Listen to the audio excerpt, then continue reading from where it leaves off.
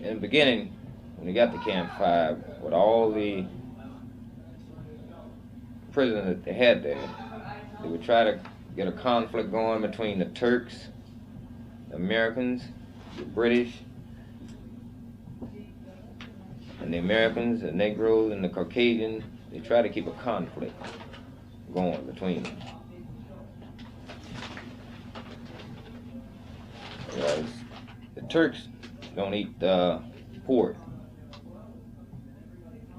This particular case happened on one of the communist holidays. I think it was May Day. They brought in some goats and hogs from China. In fact, they came across the river on a boat. We went down and offloaded them. What they did, they gave the goats to the Americans. They gave the pork, the pigs to the Turks. So the Turks came over and got with the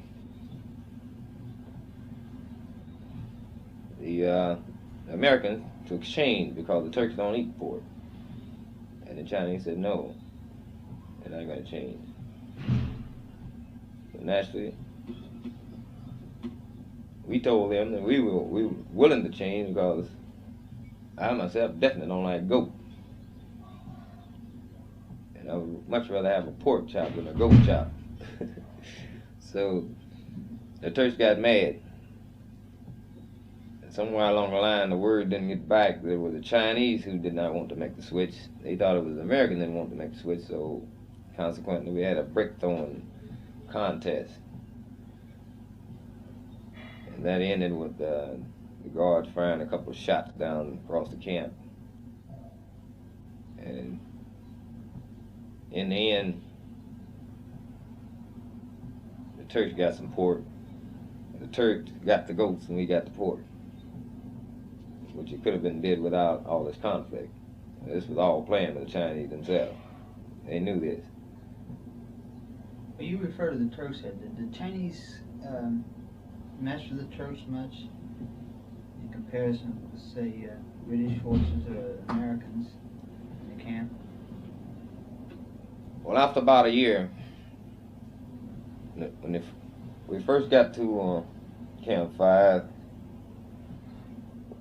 which was in '51, around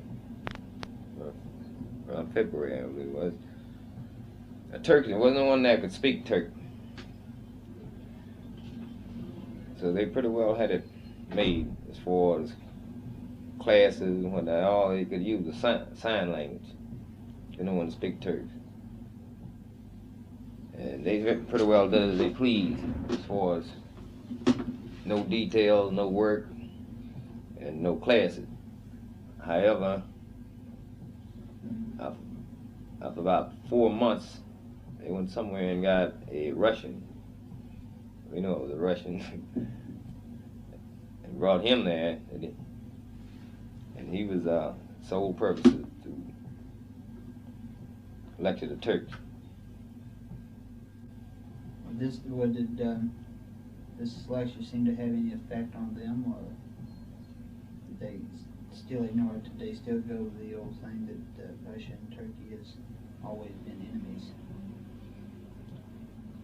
Well, this I couldn't say, because the Turks was in another company. It was the fifth company. We were Turkish, and they was off to one side of the compound by themselves. In fact, they had them fenced off from the rest of them. And the Turks was pretty peculiar people. They have strong religious beliefs, and I believe it's Muslim. They're Muslim of this type, and they don't go along with. They didn't go along with Chinese hardly on anything, and they would rebel in a minute, and they didn't give up. I think the whole group of Turks, I believe they had roughly 300 Turks in the whole camp. I don't believe more than 5 Turks died the whole period of internment. About 5 out of that whole group. And they actually helped each other. So in other words, they had more of an organization in the camp itself than what, let's say, the Americans or the British had in the camp. Organization, I would say yes, at the beginning. Now, some of this I would say, some of this would come from the living condition, living standards. You know, the Turkish and American living standards are not the same. Yeah. And I say it was prepared to take more hardship. Because most of the Americans that died, they had died from starvation, dysentery, or something of this nature.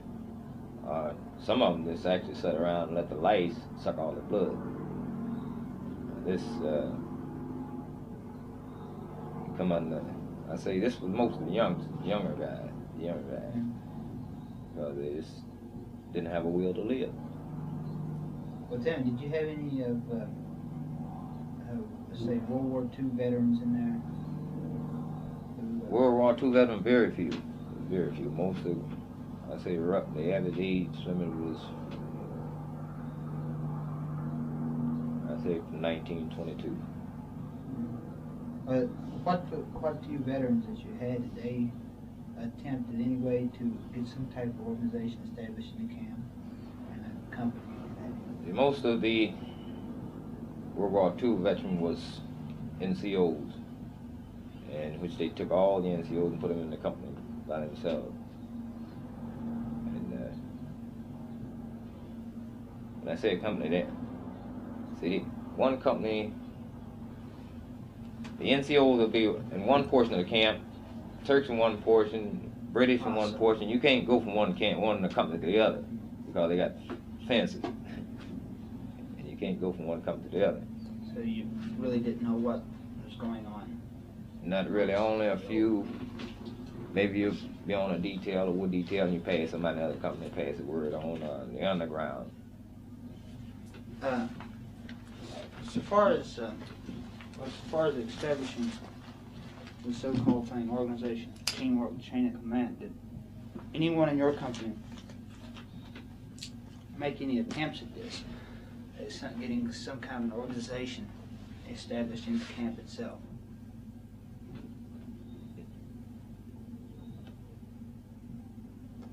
No, they didn't. They made, the Chinese themselves broke it down into company and platoon, and they appointed a platoon leader, squad leaders, and the monitors. They appointed these people.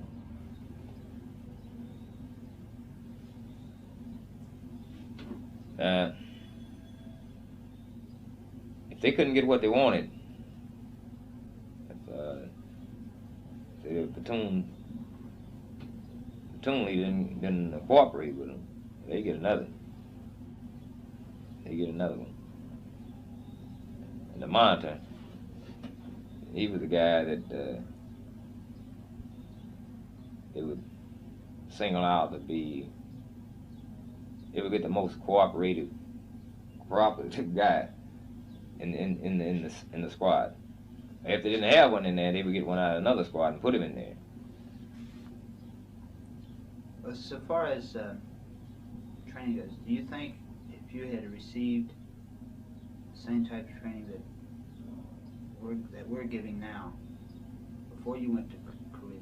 Let me rephrase that. Do you think if men in Korea had received the same type of training that they're receiving now, do you think the death rate and the overall prisoner actions been, let's say, more favorable?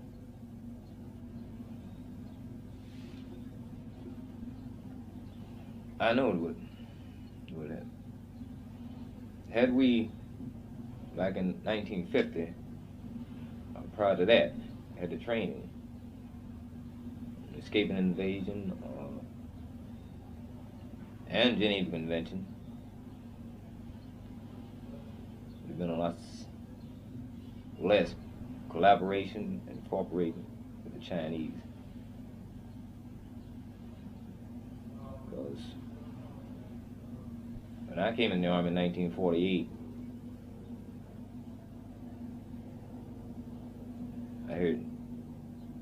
I think I had one class pertaining to the Geneva Convention between 48 and 50.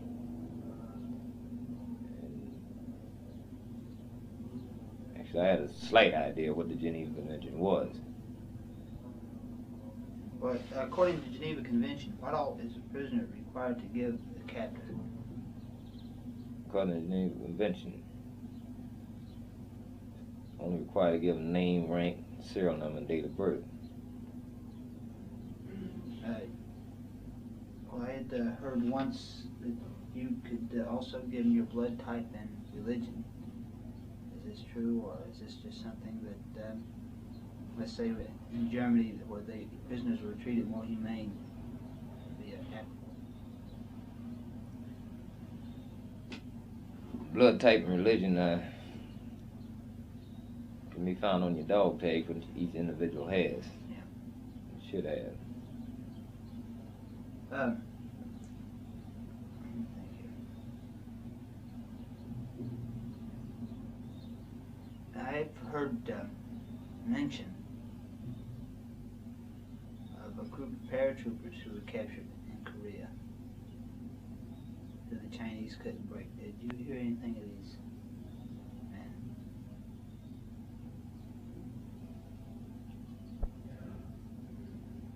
I rephrase it. Well, I've heard mention from several people of a group of paratroopers who had, in other words, the Chinese would constantly take away their new leader, and they would have another man step up in his place. Did you hear anything of this while you was in a prison camp through the grapevine, or did you hear anything of them after the war, or anything like this? No, I didn't. I didn't hear anything of that. Actually, brainwash is a term used for communist indoctrination. To teach a man something under conditions over there during that time was practically impossible. Just think about it. When you're cold, hungry, dirty,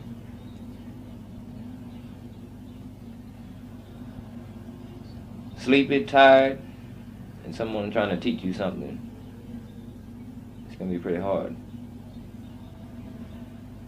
It's going to be real hard. Most of the thing they would try to teach you is Americans started the war in Korea. Americans trying to dominate the world. That the communism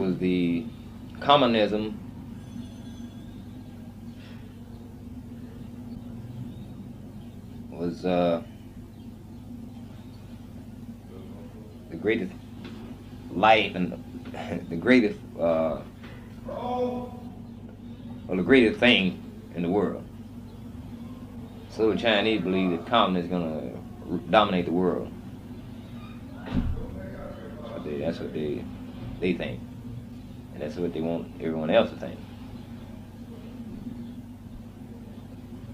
And all they talk about is Stalin, Marty Tone, Chow En-lan, these people. Say it.